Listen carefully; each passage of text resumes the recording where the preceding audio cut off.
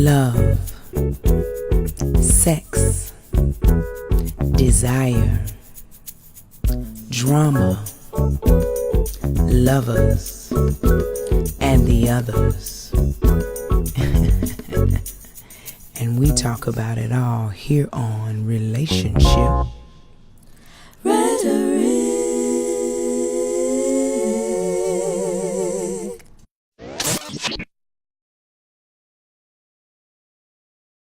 Greetings and welcome to Relationship Rhetoric. I'm your host, Unapologetically Angela, and on our show today, we have a lady that I've been waiting to talk to for quite some time just because of what she does for a living. So I'm really excited with the wealth of information that she's going to share with us today. I know her as Woodstar. So welcome to the show, ma'am. Thank you very much. I truly appreciate it. So if you would give your formal introduction and exactly what do you do? Okay. Well, like you stated, a lot of people around the Memphis area and in the artist scene know me as Woodstar, the poet. And although I still am very much a poet, I've started to delve into some other forms of art, and so I'm really celebrating art and some of the things we're talking about today in different forms, but by education or as my daytime job, I guess, but I really consider it my life journey. Mm-hmm. I'm actually a therapist. Okay. And so and I do therapy with individuals with specialized needs. Okay. And so we'll probably talk about some of that, but really I'm not even here in that capacity. I'm just another sister who hopefully will bring another perspective to some of the things that you've been addressing on your show. So thanks for having me. Okay, thank you. So Woodstar, are you originally from Memphis? No, I'm actually from Carbondale, Illinois. Okay. And so I've been here over 10 years now, so obviously it's my home, but okay. I was born and raised in the Midwest. Okay, and what brought you to the South? Well, just like everyone in Illinois, I have family in the South. Okay. My mother's folks are from Grenada, Mississippi. Ah. And of course, I went to college at Jackson State in Jackson, Mississippi. Okay. And then I just kind of migrated on towards Memphis and stayed here. Okay. Did you feel like it was a drastic change from where you were born coming here? Living here, yes. Okay. Yes, living here, yes. But a lot of Southern culture, no, because my mom is a country girl. She grew up in Mississippi, and we went there for summers and things like that. So I was very familiar with Southern lifestyles. Okay. Mm-hmm. Okay. So growing up and when you were going off to school, was your mindset then to become a therapist? Yes. Okay, cool. Yes, I've always known that I wanted to be in a helping field. Okay. And I always said, I gotta choose something I don't have to do a lot of math. And I, I thought that was a really funny way to identify very young, some of the things that I was interested in. But I remember standing up in church, and at the time I was saying I wanted to be a child psychologist. And so my dad's like, yeah.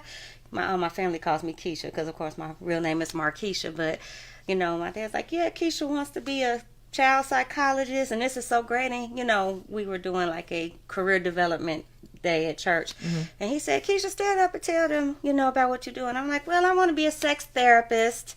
And I will work with children and families. And so he thought that was, hilarious, that he laughed. And, of course, my Sunday school teacher looked at him like, what you going to do with her? And he's like, let's roll with it. Absolutely. If that's what she want to do, then sex therapist it is. So nice. We just went from there. Okay. Okay. So I always have learned that in the videos, I try to get as much information as I can in this short period of time. Mm-hmm. So let's talk about sexual freedom. Okay. And let's start with women, because we are women, and how important it is for us to have that freedom. Angela, it takes, some people are born with that sense of freedom. Mm-hmm. And some people journey towards that freedom, and some people never reach it. But I believe even as a very young girl that I was empowered with that freedom. And when I think about sexual freedom, I don't mean just the act of having sex. I'm thinking about gender identity, attraction. I'm thinking about self-love. Mm-hmm. And all of those things have their own place in how we look at sexual freedom. Okay. And how we encompass our ability as people to express ourselves sexually. And I'm particularly interested in the way that women do that, because historically we have been told that it's not okay for us to feel the way that we feel. Right.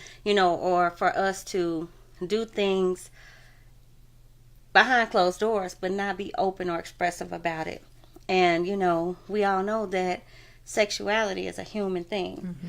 And we have been told for so long not to be human. We have been told to be robots. We have been told to be servants to, the male appetite, but not to actually allow ourselves to have that appetite and to express it. And so a lot of the work that I've done personally with myself, as well as even some of the therapy that I do now, really focus it on how can I empower other people to be sexually expressive, sexually safe, to understand their bodies, to be able to share themselves with others, or even to be comfortable with their thoughts and sexual emotions. And so I've really enjoyed that journey. Okay, so if you don't mind, something that you've done or some work that you've done with yourself that you have really seen growth in. I would say the thing I've probably seen the most growth in for myself is not about my own sexuality personally. It's about my gift of creating spaces for women and encouraging them to embrace their sexuality as well. And I fought that for a long time. And my friends would say, well, Keisha, that therapy stuff is cool, but you've known this our whole life. You remember as a kid. And I'm saying, well, I guess so. I guess that's a gift, and to be able to be comfortable with talking about sex before I ever started having sex. Right. I was a virgin when I was standing in church as a child talking about wanting to be a sex therapist, and I was comfortable with that because I'm comfortable with my body. Comfortable with just the simple biology of man and woman. I'm comfortable with nudity, and I think that just laying those foundations and helping people to just see how human we need to be, and how this is how we're supposed to be. We're designed to have these types of emotions. And so that's been quite a journey. And finding the words to give other people, and then feeling comfortable with saying things that other people are not comfortable with saying. And so I think that that's been my biggest progress towards that overall journey of just helping people towards sexual freedom. Okay. So being a sex therapist, has that been interesting when you are dealing with partners? Well, I stated I wanted to be a sex therapist as a child, but in the state of Tennessee, there's not a sex therapist designation, so I don't want people to be like, she's a fraud, because I'm not. But I am a clinician, and I do sexually based therapy, and I actually work with a population of individuals who have problematic sexual behavior histories. And so I've had the opportunity in my career to work with individuals who have had immense trauma from sexual experiences, and then I've also had the opportunity to work with individuals who've had intense problems with their sexuality and have in some cases victimized others. And so I wanted to be clear about the title, but a lot of the work is the same.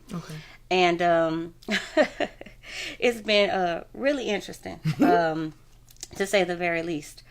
And you asked me something specifically about it, and I got off track. Like, for instance, I'm a teacher. So I find it sometimes when I'm dealing with other people and I'm not in the classroom that I take those habits that I have into other situations. So doing what you do you find yourself in strange situations with somebody saying, please just be Keisha? I do. And I probably avoided that on purpose. You did ask me how does that play out in relationships, and I try to keep it separate, to really be honest with you. And sometimes, I laugh at when people say, if you can't do, you teach. And I even think sometimes that applies even in relationships, even teaching about sexuality, and it all comes back to healthy relationships more than anything.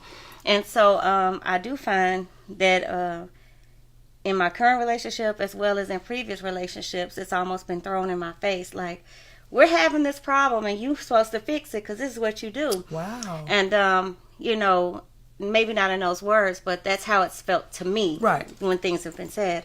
And, you know, I have to remind myself that I am not my own therapist. And I am not a therapist to people I have personal relationships with.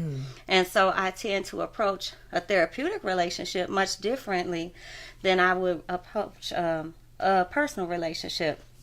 And so I have to do a lot of work around boundaries in my personal relationship when it comes to that. Okay, so speaking of boundaries, how do you feel about boundaries and taboos and things like that we face on a regular? When I think about boundaries, I have to look at it as personal boundaries. I always talk about things that are personal and private. I guess that's the best way I can define a boundary. I believe it's important that we have personal boundaries. I believe that this is my boundary and this is your boundary. You know, we all have our own bubble. We have a right not to be touched. We have a right for private things about us not to be discussed or exploited.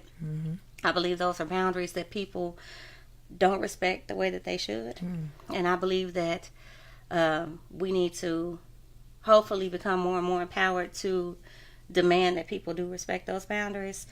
And I think that even in relationships, there should be boundaries.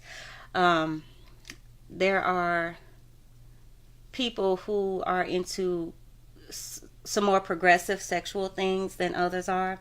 And I think that there needs to be ongoing dialogue in those relationships that introduce sex, that there needs to be boundaries around that.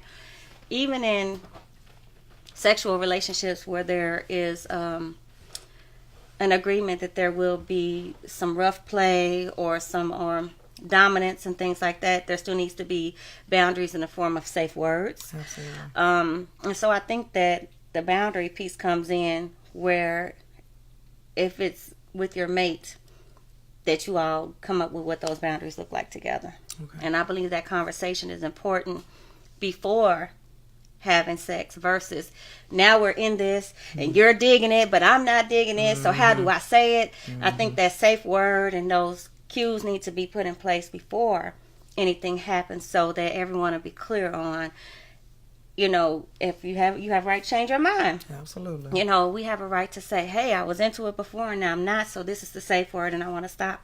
So I think that boundaries needs to be an ongoing conversation. Okay. Very good. When we were discussing what we were going to discuss, you used words that was really powerful to me. Sexually fluid. Explain that to me. What did you mean by that? When I think about sexual fluidity, I think about, and specifically in women, I say it for you, when we were talking. And I stated that I thought that more women needed to have the right to be sexually fluid. And when I talk about that, I mean it in a sense of labels. I know a lot of sisters right now who don't prescribe to a label such as heterosexual or lesbian or even bisexual. They refer to themselves as being sexually fluid. And when we talk about fluidity, we talk about the attraction to the point of even maybe wanting to have a sexual encounter more with an energy than a person. And when I talk about the energy, I talk about the vibe, you know, for layman's term, you know, a vibe that people get from each other. And a lot of times as women, because of the history of oppression of us sexually and the roles that we've been able to actually play in sex historically that have been considered correct, we don't always get a chance to be sexually fluid. Women are told, you know, people try to restrict us so much. Well, you have to choose one. You have to like men, or you have to like women, or it's not okay for you to have a boyfriend this year and then have a girlfriend next year, and you're having these sexual relationships, and sometimes they overlap, you know.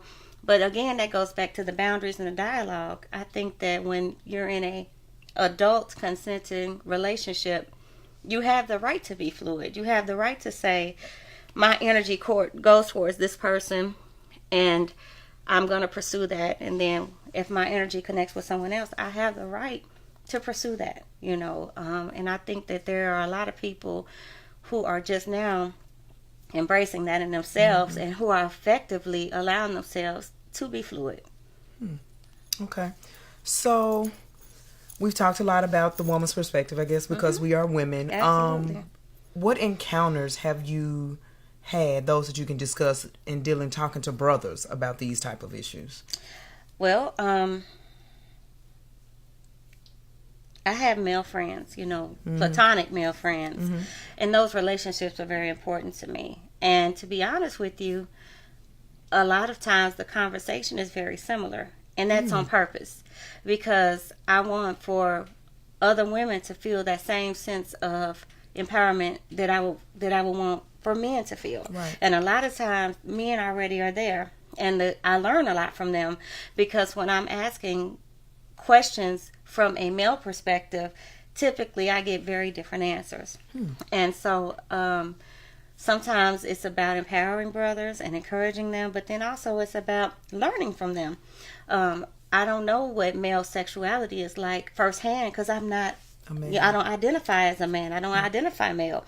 And so being that I do identify woman or as female, I am always in a situation to where I can learn from men and people who identify as male.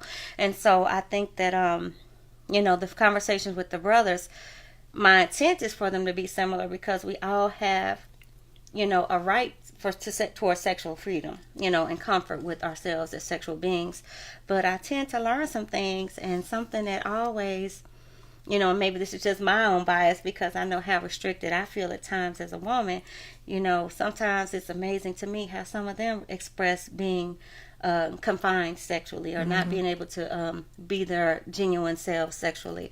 And I always find that interesting, but it's valid, and so I don't take that away from them. But that's not my life journey is not that perspective. Gotcha.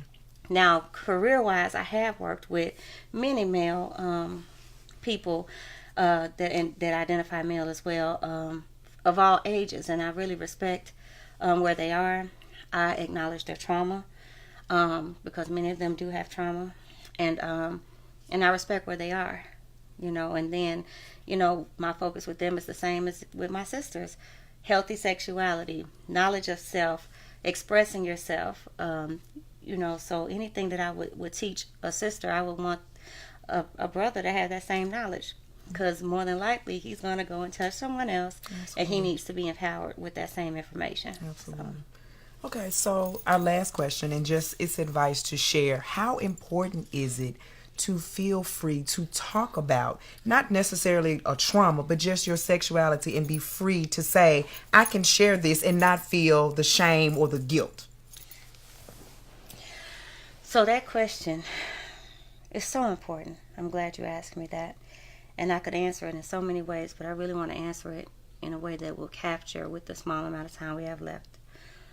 First of all, I keep talking about everyone's deservingness of self-expression.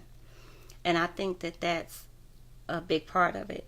If we created a comfort and dialogue as a society around that, I think that people would deal with some of their sexual issues, not just abuse and trauma, which is a huge one. And, I could go on, and that would be a whole nother show.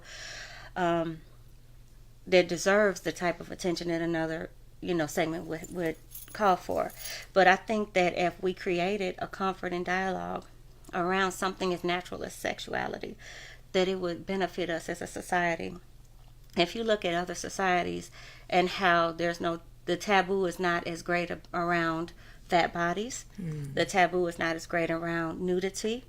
The taboo is not as great around just expression of sexuality in all forms, whether it be in art or even in how some societies view sex workers versus how our society receives sex workers.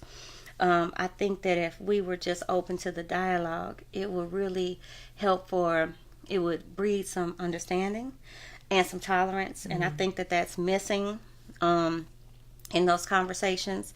And I try to put myself in the shoes of others and think, man, if I had all of these things going on and the people around me weren't embracing or receptive to me having that conversation, what would it be like for me? You know, what would it be like? Let's just imagine what it would be like not to be able to express yourself, not to feel comfortable saying this is who I am because other people won't receive that. And it's easy for us to say, don't worry about what other people think. But let's just be real. No person is an island. We all need other people, and on different levels and at different times. But when we look at that hierarchy of needs, belongingness is a great part of that. But then also basic needs and our intrinsic desires is a part of that, and sexuality comes into play there. And so I think that if we could just be open, if I had one thought process as to even how we can move towards creating a culture or a society that is more evolved when we're thinking about sexuality, and more respectful of the individuals as well as the collective, it would be around dialogue. Just being accepting of someone else, being able to say, this is what I'm into, this is who I am. And even if you don't understand it, or even if you don't agree with it, you know, to just respect that this is where this person is, and that they need to be able to connect on a human level. Absolutely. So that's probably where I would say for that. Well said. Well said. So for anyone out there who may be listening to the show and they feel like they need someone to talk to, where would you send them? Well, like I stated, one of my life missions is to create safe spaces, which means also to try and have resources available for those that need it. Obviously, the type of work that I do, there's plenty of us in the city and around the tri-state area, but no matter where they're watching from, there's always a network. If they contact you through the show, I'm definitely willing to assist anybody who would have specific questions and try to at least direct them in the right path in the area that they live in.